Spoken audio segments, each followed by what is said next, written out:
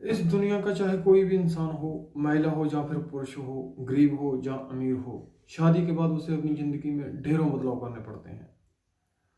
क्योंकि शादी के पहले की जिंदगी और शादी के बाद की जिंदगी में जमीन आसमान का फर्क होता है। शादी के बाद कई जिंदगियों को एक साथ लेकर चलना पड़ता है, लेकिन कभी कभी इन छोटी सी बातों को लेकर इतना बड़ा पतंगड़ बन जाता है जिसकी वजह से रिश्ते हमेशा हमेशा के लिए खत्म हो जाते हैं।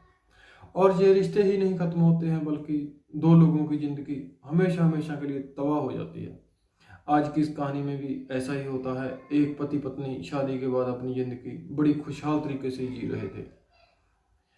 अचानक एक दिन उन दोनों के बीच छोटी सी बात को लेकर झगड़ा हो जाता है। पत्नी इतना नाराज हो जाती है, वो अपने पति से और ससुराल से नाराज होकर अपने मायके चली जाती है। लेकिन जब अपने मायके से ससुराल अपने घर वापस आ रही होती है, तो रास्ते में उसके साथ एक ऐसा हादसा होता है जिससे वो पूरी जिंदगी भूल नहीं पाएगी। नमस्कार, आदाब, सत श्री अकाल। मैं जगदीप सिंह। आज की जो सच्ची घटना मैं आपको सुनाने जा रहा हूँ, ये सच्ची घटना है झारखंड प्रदेश का एक शहर है पलामू। और इसी पलामू शहर का रहने वाला रंजन कुमार, जिसकी उम्र लगभग 25 साल है। उसकी पत्नी श्वेता कुमारी, उसकी उम्र लगभग 22 साल है। रंजन कुमार और श्वेता कुमारी की शादी लगभग 4 साल पहले हुई थी और ये दोनों खुशी खुशी अपना जीवन बिता रहे थे। 4 सालों में पहली बार श्वेता कुमारी मां बनने वाली थी। वो लगभग 4 महीने की प्रेग्नेंट थी। कहा जाता है कि औरत जब प्रेग्नेंट हो जाती है तो उसके स्वभाव में थोड़ा चिड़चिड़ापन आ जाता है, और शायद इसी वजह से श्वेता कुमारी और रंजन कुमार के बीच एक छोटी सी बात को लेकर झगड़ा हो जाता है। ये झगड़ा होता है 24 सितंबर 2022 को। श्वेता कुमारी अपने पति से और ससुराल वालों से झगड़ा करती है और इतना नाराज होती है कि वो गुस्से में अपने मायके चली जाती है। रंजन कुमार उसको मनाने के लिए अपने ससुराल श्वेता कुमारी के घर अपने साड़ू भाई को लेकर पहुंच जाता है और अपनी पत्नी श्वेता कुमारी से बातचीत करता है, उसको मनाने की कोशिश करता है। श्वेता कुमारी के घर वाले भी रंजन कुमार की बातों से सहमत हो जाते हैं और श्वेता कुमारी को समझाते हैं कि शादी के बाद बड़े हिसाब से जिंदगी को चलाना पड़ता है। अगर तुम यूं छोटी छोटी बातों को लेकर घर छोड़ोगी तो तुम्हें घर चलाने में बहुत मुश्किल हो जाएगी। हमारी बात मानो, तुम रंजन कुमार के साथ अपने ससुराल वापस चली जाओ। श्वेता कुमारी भी अपने घर परिवार वालों की बात को मान जाती है और रंजन कुमार के साथ वापस आने को तैयार हो जाती है। रंजन कुमार अपने साड़ू भाई और अपनी पत्नी श्वेता कुमारी को लेकर अपने घर रवाना होता है 24 सितंबर 2022 को शाम को।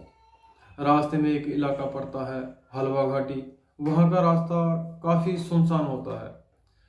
वहां इनके सामने 6 बदमाश आकर इनका रास्ता घेर लेते हैं और फिर रंजन कुमार की बाइक, उसका मोबाइल और उसके पास जो भी कुछ पैसे थे उसे छीन लेते हैं। लेकिन वो 6 बदमाश जब श्वेता कुमारी के चेहरे को देखते हैं, वो इतनी खूबसूरत थी, उसको देखने के बाद इन 6 बदमाशों के दिमाग में एक शैतानियत आ जाती है और फिर ये बदमाश रंजन कुमार और उसके साड़ू भाई को बंधक बनाकर उनके सामने ही श्वेता कुमारी के साथ बारी बारी से सब के सब एक एक करके दुष्कर्म करने लगते हैं। श्वेता कुमारी उनसे रहम की भीख मांगती है, काफी रोती है, चीखती है, चिल्लाती है, लेकिन उसकी एक भी बात उन हैवानों के कान तक नहीं पहुंच रही थी।